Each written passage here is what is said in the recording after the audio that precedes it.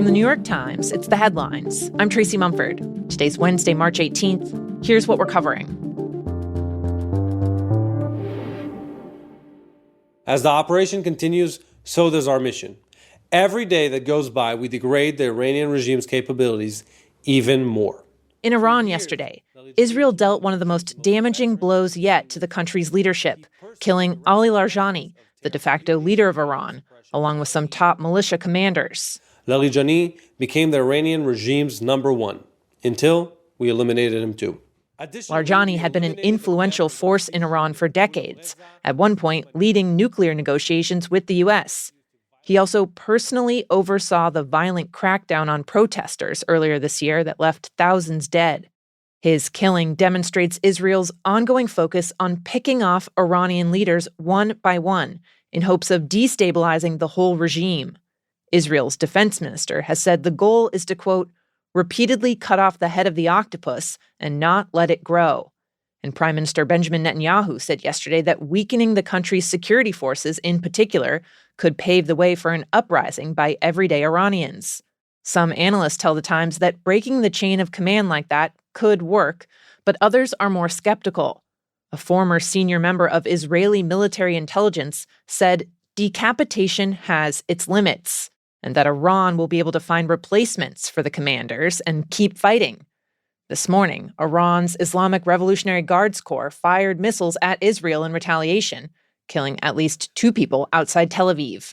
The Islamic Revolutionary Guards Corps, which we'll just call the Guards, is kind of the shock troops of the Iranian government. My colleague Neil MacFarquhar has covered Iran since the early 2000s. He says how the Guards are structured in what's known as the mosaic strategy was designed for exactly this kind of moment. So the mosaic strategy is something that the Iranians have been developing over 2 decades and was inspired not least by watching closely what the Americans did when they attacked Baghdad in 2003 in order to overthrow Saddam Hussein. The Iranians saw at that point that the Americans had successfully decapitated the regime basically by leveling Baghdad, and they were determined not to allow that to happen if Tehran were ever attacked. So they spread out the command all over the country, hence the mosaic name. It seems like it's been what they have applied to this war, and they can, live to fight another day.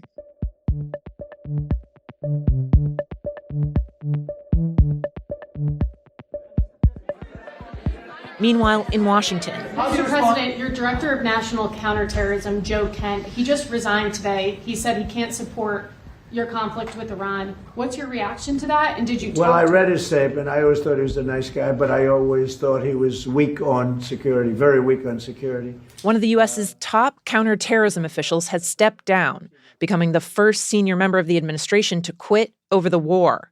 In a letter to President Trump, Joe Kent wrote, quote, Iran posed no imminent threat to our nation, and it is clear that we started this war due to pressure from Israel and its powerful American lobby. Kent is a combat veteran. His late wife, who also served in the military, was killed in Syria, and Kent said this war isn't worth risking American lives. His criticism came as a surprise. He's previously been in step with the president, dismissing what Trump has called the Russia hoax and spreading conspiracy theories about January 6th. His split now highlights a growing frustration among those in the president's base who supported Trump because of his promises to avoid endless wars. But Kent's letter has also been met with sharp criticism from some in Washington who say his claims of Israeli influence on the White House are anti-Semitic.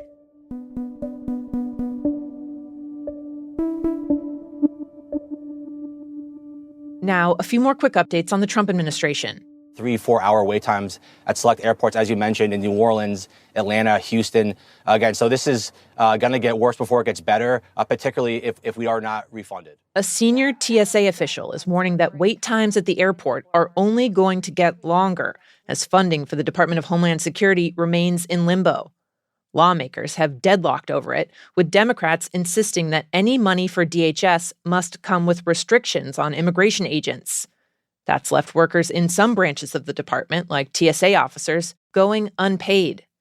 At several airports this week, more than 30% of TSA agents were absent. This is the TSA situation at Atlanta Airport. I have never even seen, I'm going to miss this flight. Leading to long lines. A growing number of TSA employees have picked up second jobs to pay their bills. They're sometimes calling out sick to do that. Also, it's called TrumpRx.gov. That's TrumpRx.gov. Since the federal government's TrumpRx website went live last month, it has promised in giant letters across the main page that it will help Americans find the world's lowest prices on prescription drugs, thanks to deals the White House struck with pharma companies. A new review by The Times found that while some prices have come down, the overall claim is not true. In Germany, for example, where the public health system foots the bill for most drugs, it is often paying less than the price the Trump administration negotiated for Americans. And it's not just Germany.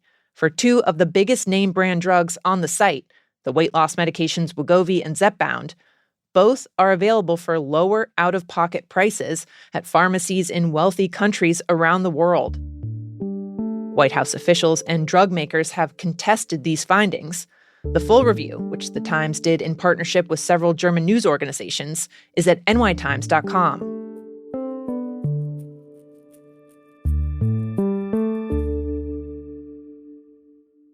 Gas prices in the U.S. reached their highest point in years this week and have jumped more than 25% since the start of the war in Iran. The high prices are coming at a time when the cost of owning a car at all had already been skyrocketing. In this economy? Oh, you think I'm gonna go out here and have a $500 car note? As of January, the average monthly payment for new cars was $774. I felt so defeated about the fact that my car payment was now going to be $830. Repair prices have also been going up. Tire rotation, $29.99. Rear differential, $109.99. And so has the cost of car insurance. According to one estimate, that's made the total cost of owning a vehicle surge more than 40% since 2020. As a result, more middle and lower income Americans are falling behind on their car payments. Facing that, some have even stopped paying for their insurance, even though that's illegal in most states.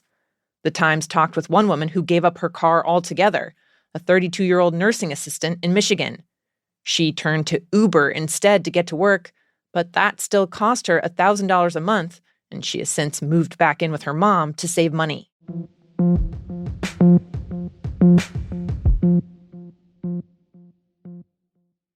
And finally, around the world, a lot of birds have picked up a curious habit. Song thrushes in New Zealand, house finches in Mexico, Darwin's finches in the Galapagos, they're all putting cigarette butts in their nests. Some songbirds in Britain are even straight up nesting inside outdoor ashtrays. Now, a new study adds evidence to why this may be happening. It found that for the colorful little blue tits, which are found across Europe, the toxins in tobacco may keep parasites out of their nests. Researchers at a university in Poland studied the birds, both in parks and the forest, and monitored the health of them split across a couple different kinds of nests. Boiling it down a bit, some were in normal nest boxes, others had cigarette butts mixed in. And about 2 weeks after hatching, blood work on babies from the cigarette butt nests indicated they were healthier. The theory is that the cigarette butts, which have about 4,000 chemical compounds in them, including nicotine, arsenic, and heavy metals, may have helped ward off pests that could affect the birds and their helpless hatchlings. A separate experiment out of Mexico City suggested something similar. When researchers added pests to finch nests, the birds responded by adding more cigarette butts. An evolutionary ecologist who helped lead the study out of Poland hopes there's one clear takeaway from all of this work, and it's that, quote, birds are smart. Those are the headlines. Today on The Daily, how the White House is trying to shape the media narrative around its policies, and what that means for network TV. You can listen to that in the New York Times app or wherever you get your podcasts. I'm Tracy Mumford. We'll be back tomorrow.